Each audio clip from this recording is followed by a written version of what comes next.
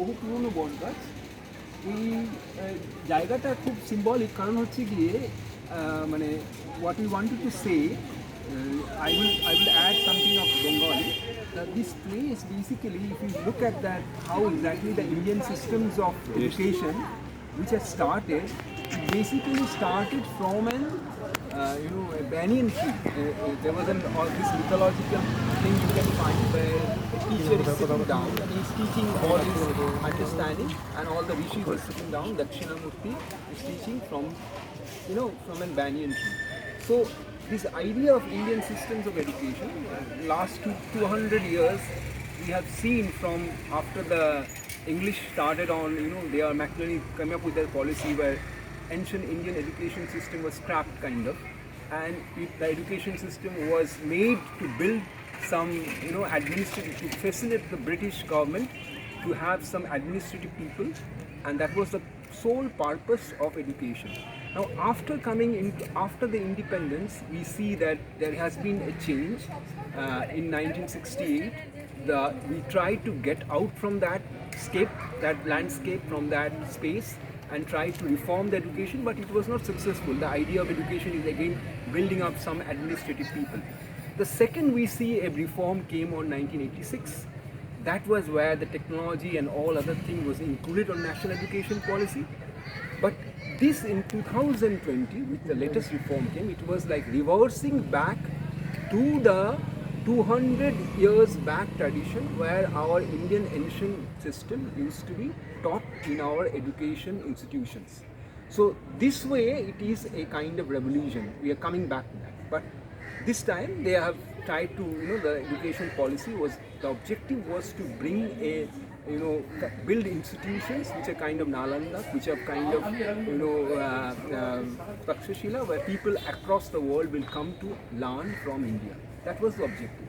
So there were certain reforms made, and there were certain things which are made. I was just sharing a story. In a Hyderabad, in a school, in a college, and the idea was that if there was a competition between a neem tree and a grasshopper. So the grasshopper tried to, the competition was on height, and the grasshopper tried to go up and compete with the neem tree on height. And what happened is that he was a clever guy, he took an help of an elephant, and he said that, look, you have a great trunk, so why don't you put me across the neem, on the height of the neem tree by your trunk. But after some time, when the elephant has raised the grasshopper, the mahout of the elephant called him. So when the mahout of the elephant called him, what happened is that he left the grasshopper and go out. So, and if that grasshopper which was on the height, he fall down from the height. So then the neem tree goes and sees the grasshopper and says that, look, I have to, the height which you see on me is not because what you see I have climbed up. It is because the depth I have get in. That means I have get my roots in the depth of the, to the crust, and that's why I have achieved this height. So you have to go on to the depth to achieve that height. So the idea of this National Education Policy 2020 is that we had to, which is the domain of Indian system of education, is to go to the depth, understand the depth of education. What Vivekananda used to say, that education is the process of manifesting the perfection which is already in you, right? So this was the objective of NEP, and now I have one Dr. Saurabh Madhur Dey, who is professor of sociology from Baron University, and he was one of the experts on Vivekananda. He has published a lot of paper on Vivekananda. So from there we start, right? That how do you think that is Vivekananda's statement that education is the manifestation of perfection which is already in you? Do you think the policy and the institutions are following this Vivekananda statement, are going with that? What do you think? Yeah, before answering your question in a very specified manner, let me introduce myself. I am Dr. Saurabh Madhur Dey, Associate Professor, Department of Sociology, the University of Bardhaman. We are right now sitting in the premise of Bardhaman University under a banyan tree, which Sri Joydeep has rightly pointed out that it is one of the very symbolic character of the indigenous or Indian Indian educational system, where ancient saints used to teach their students, and which has been replicated by Tagore in Shantiniketan also. So yes, thank you for inviting me today. Regarding the new education policy that you have rightly pointed out, that in 1968, the name was actually National Policy on Education, and it was aimed at promoting three-language formula, as well as improving the quality and scientific vigor of the people. So it was basically aimed at promoting these objectives. Now, in 1986, which was amended in 1992 also, so it aimed at bridging the gender gaps in literacy as well as in education, and also reducing regional disparities in the educational system. And it also introduced the concept of vocational training, as well as introduced technology, because it is an era which is somewhat close to the globalization period. LPG model and liberalization, privatization, and globalization has ushered in India. Up to that time, the framework of the national education system was in 10+2 system. But in 2020, which has been renamed as NEP, or National Education Policy, it has been reframed into a division of 5+3+3+2 division. Now, the first 5, that means from age 3 to age 8, this is called the foundational stage. The next 3 is from age 8 to age 11. This is called the preparatory stage. Again, the next 3, which is called the middle stage. And the last 4, 5+3+3+4, not 2, 4, that is called the secondary stage. So, they have divided the entire thing into these 4 divisions. And what I personally think is that when you are asking me to connect this with Swami Vivekananda's vision of education, I think that Vivekananda rightly pointed out that education is a manifestation of perfection already in man. And national education policy is also trying to emulate some points from Vivekananda's vision, and trying to imbibe certain ideals from his teaching by giving a lot of emphasis on vocational training, on cognitive development. Because if you see those stages, 5+3+3+4, these are actually divided on the basis of our cognitive abilities to understand issues. The first stage mainly focuses on how our sensory motors in our brain actually adapts to our environment, our surroundings, our social surroundings, how we can understand the social surroundings, how a child can grasp those things symbolically. Second, they are trying to cover certain things about computations, not computations from computer point of view, but mathematical point of view. Then when we are reaching the middle stage, they are giving more and more emphasis on computer technology. And the last 4 stage, that is where they can choose their own disciplines and they can move forward in their own way. But what I personally think is that what Swami Vivekananda said, that perfection already in man. Now, what we understand as a perfect knowledge, or rather what Swami Vivekananda wanted to say when he's saying that education is the manifestation of perfection already in man.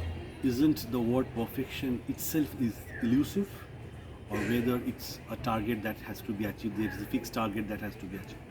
No, what actually I think about Vivekananda's vision about perfection in the man is that what he's actually tried to say is that education actually uncovers all the barriers from our understanding, or when we are actually trying to grasp the social world, we have certain kinds of presuppositions, barriers.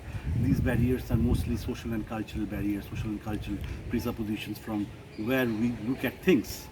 Whenever he's saying about the perfection in man, what I personally think is that he's actually aiming at certain yogic knowledge also.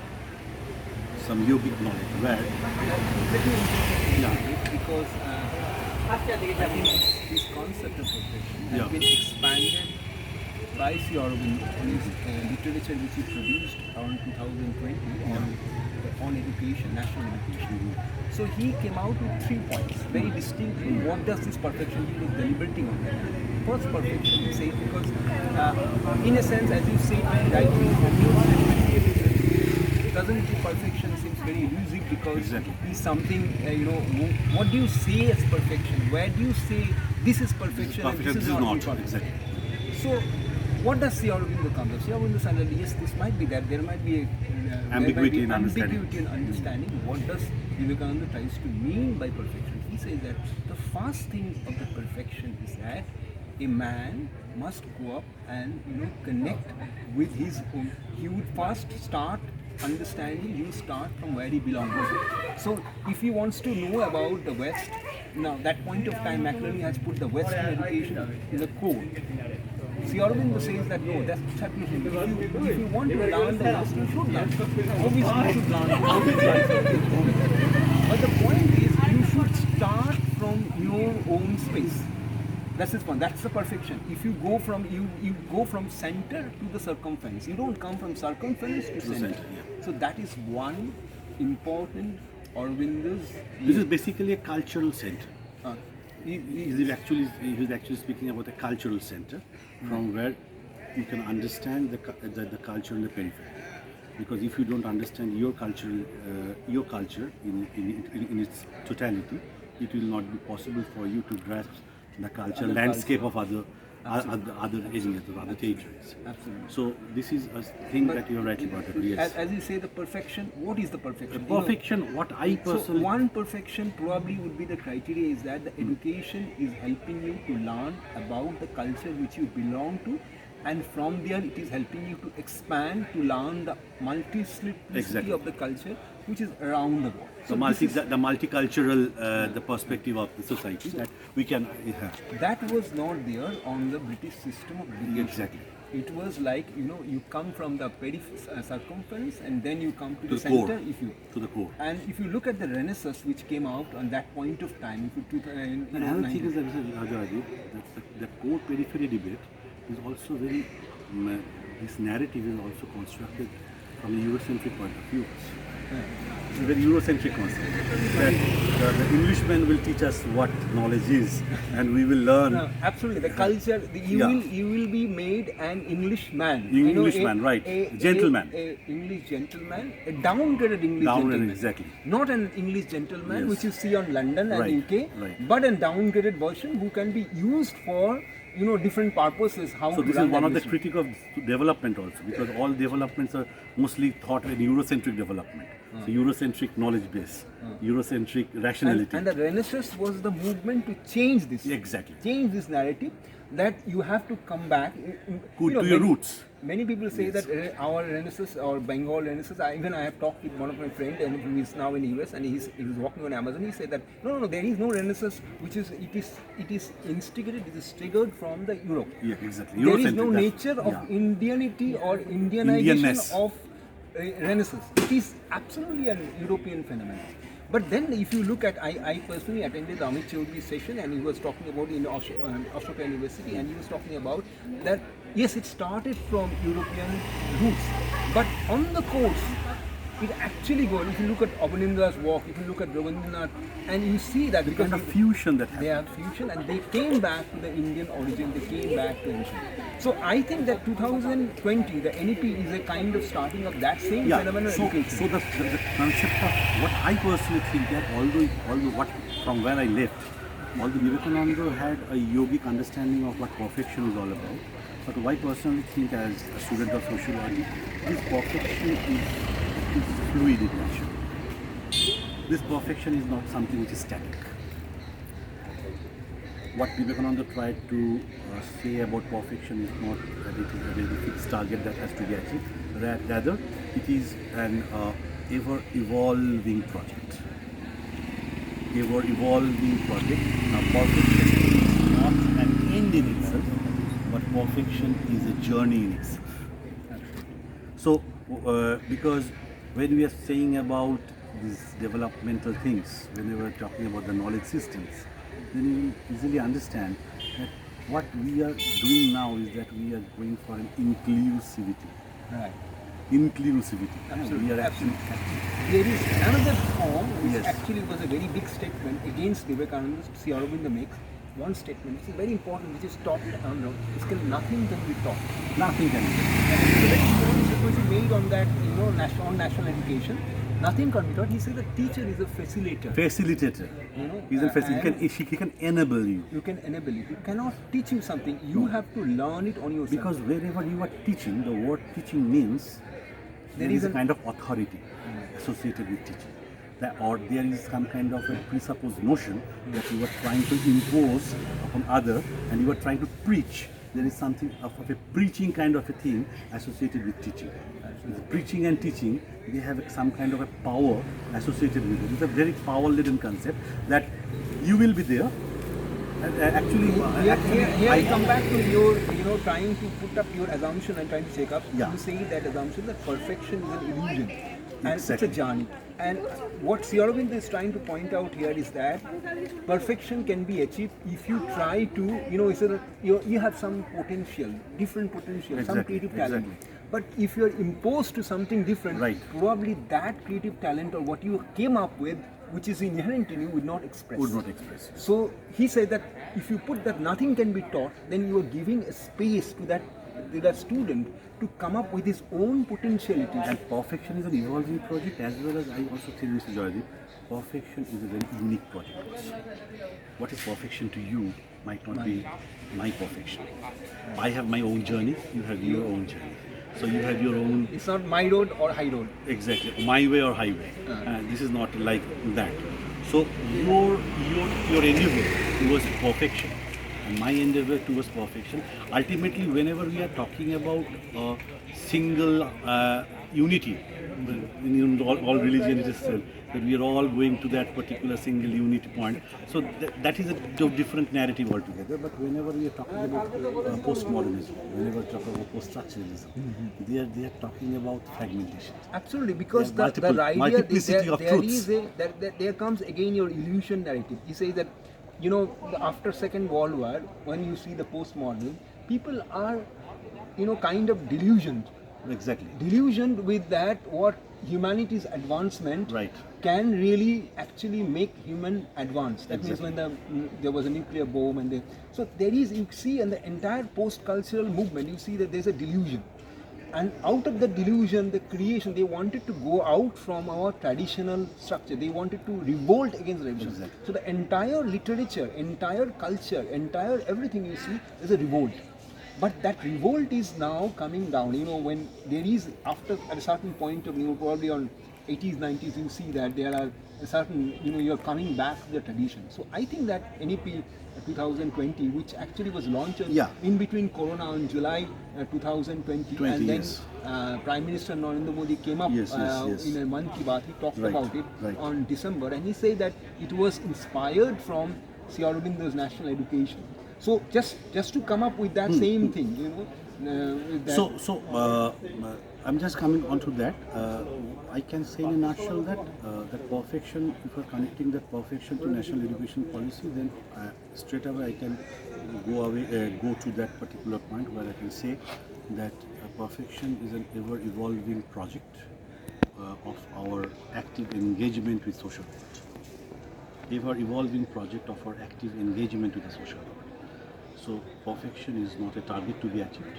Perfection is an ever-evolving process. Now, how NEP is addressing that process to happen? This is the question, I think.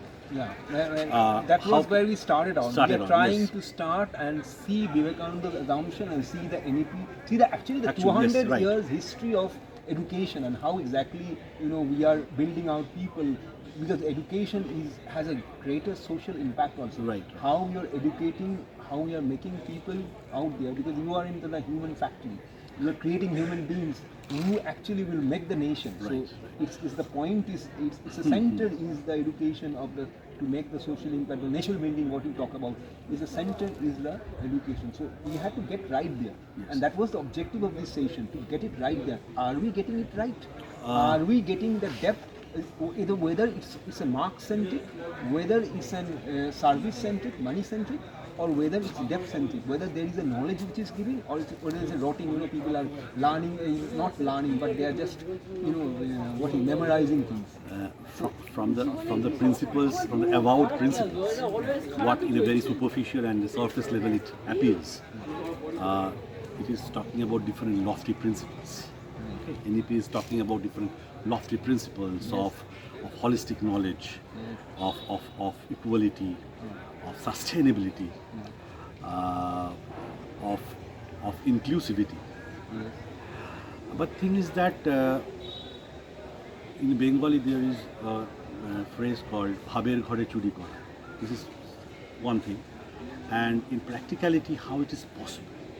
Now we have to understand how we can implement these ideas. First of all, let me start with the thing that in the 5+3+3+4 category, what I have seen is that they are giving very much importance to mother tongue, particularly in the preparatory stage as well as the successive stage, the stage following the preparatory stage, the foundational stage as well as in the preparatory stage.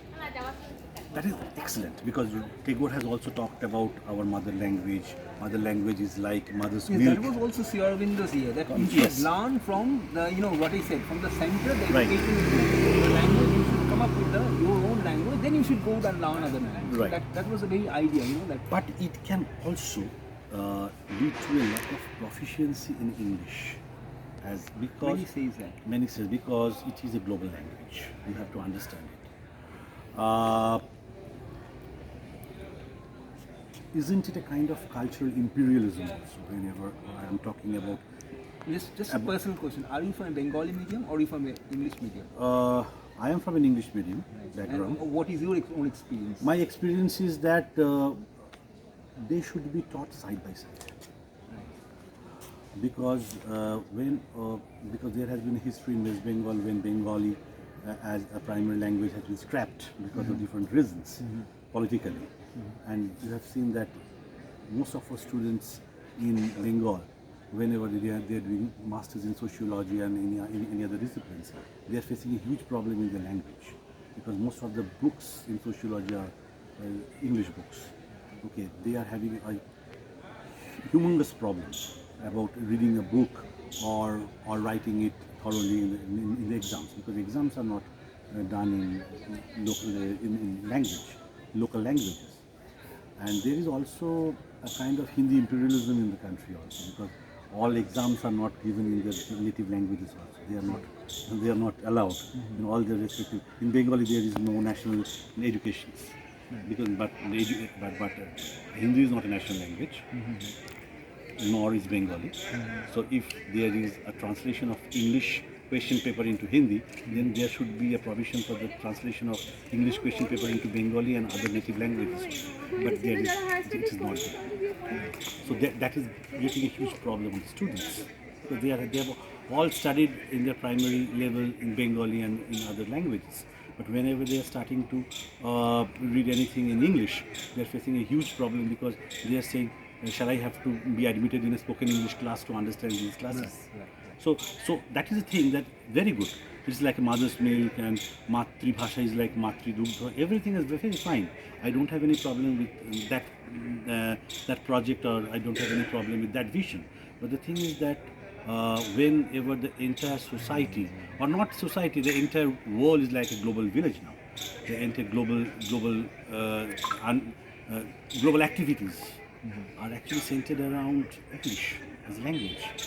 So whether the overemphasis on mother language will have any adverse impact on our training in English or not, I be tell taken you my care own of. personal experience. Yes. Just to add on something. Yes. See, I have 25 plus books, and out of these 25 plus books, about 22 books are on English. And up to 2022, I was not writing on Bengali. I was writing completely on English. 2022, I wrote my first book. It was a poetry book on Bengali, and some international publisher actually published it. it was a different kind of poetry. That's a separate video. But what I'm saying is that when I started writing on Bengali, my own experience, Right. I'm from English medium, and so when I started writing on Bengali, I felt that I can express the depth of my emotions, the depth of my thoughts. Right. So I think that if you, from that, I felt that I have missed out a lot of things. Why I feel that probably 20 years, 10 years or 15 years behind track, if I would write on Bengali, I would have become a better writer.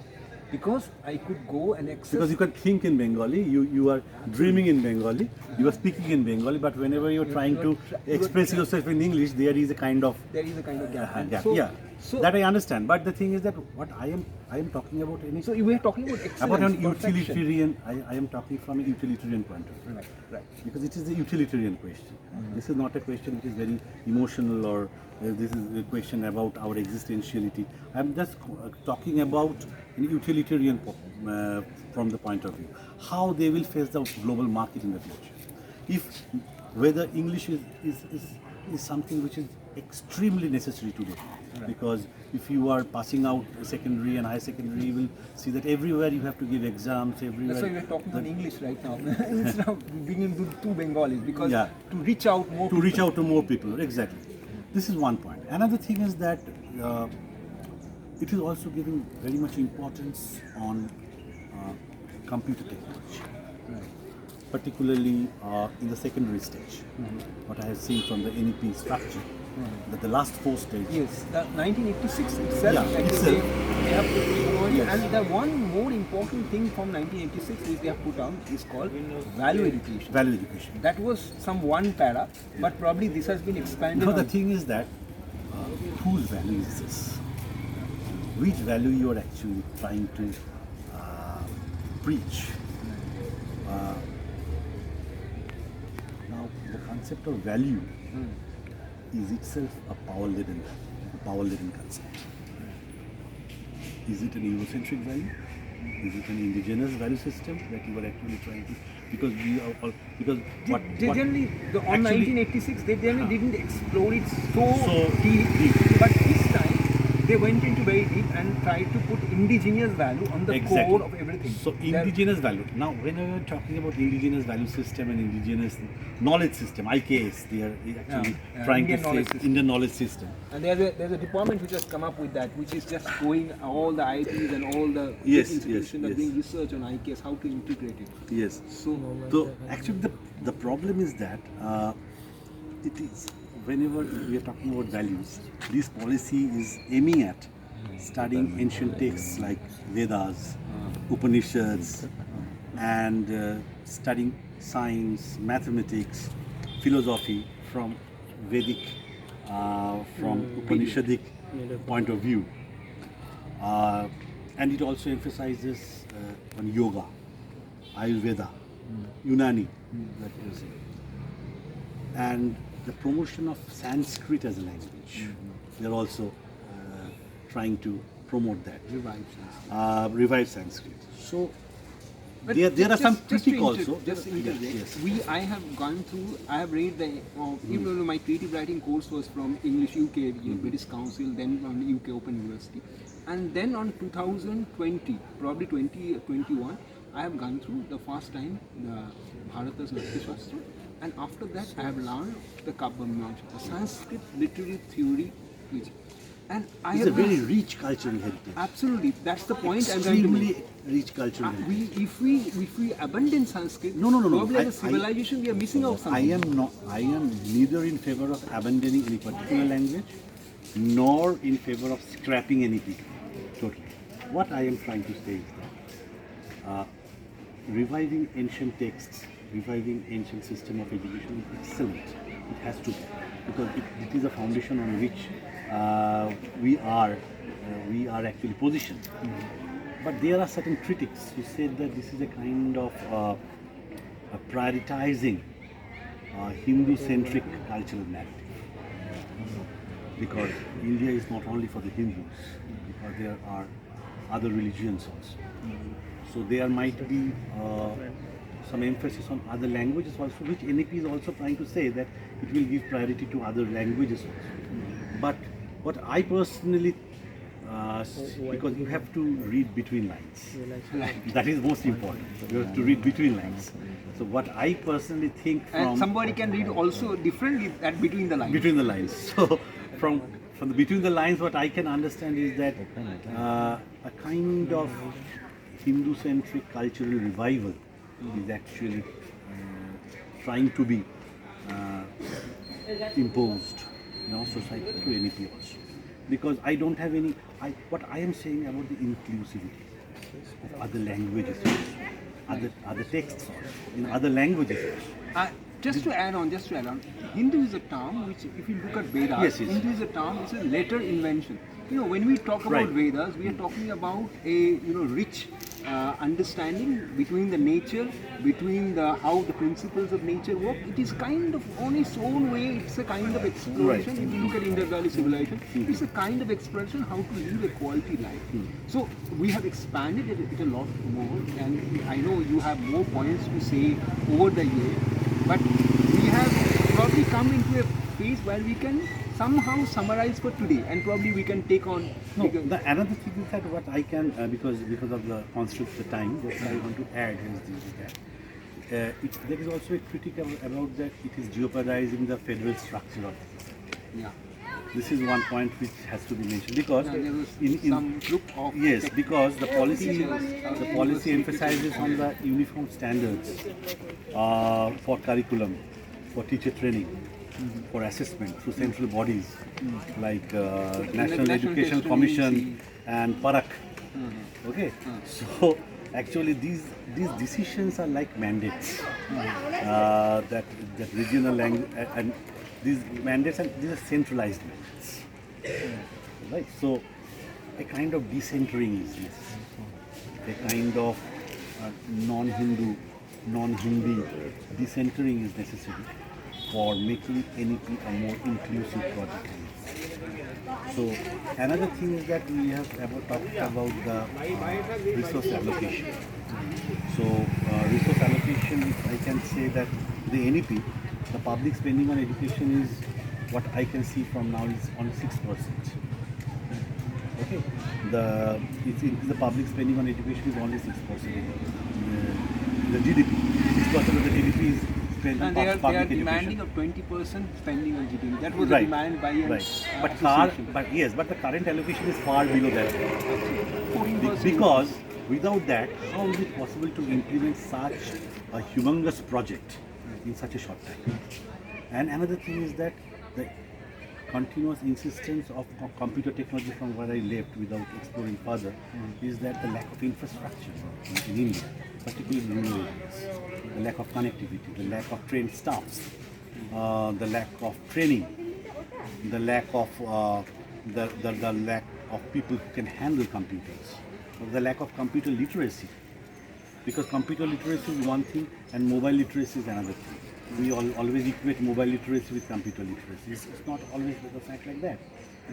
So there are challenges. What we can brief from today's discussion is that there are certain hurdles, there are certain challenges, there are But certain. it could be resolved it with could be revision. resolved with these parameters also, or rather, it could be resolved by incorporating other parameters into these parameters. And more deliberation, more discussions like this. Deliberations. Discussions It can like be made this. a more comprehensive project. More people comes up and Because talks about what it. we are facing is that people are thinking it can be a popular perception, but there is a notion that it is some kind of an exclusionary project. No, this is an inclusive project.